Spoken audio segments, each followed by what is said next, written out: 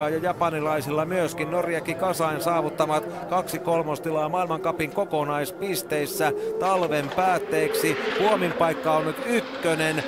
Roju Kobayashi rinteessä vauhtimäessä ja sitten katsotaan miten hänen lentonsa kestää tänään hurjatasoisessa karsintakilpailussa ja sinne samoihin Chuan ja Eisenbichlerin lukemiin Roju Kobayashi, jolta nyt sitten voidaan odottaa huomenna jälleen uutta maailmancupin osakilpailuvoittoa ja Hideharu Miyahira näkee, että sama 248 siitä tulee ja sillä kyllä pitäisi irrota tänään karsintakisan voitto ja paalupaikka Planitsan seiskassa.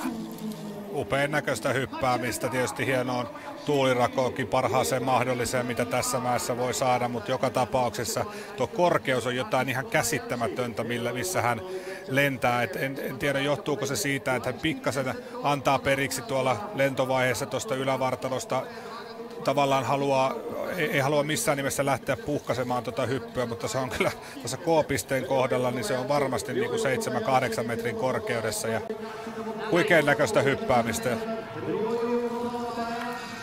Roju Kobayashin kokonaispisteet tuomareilta 16,5 ja 17.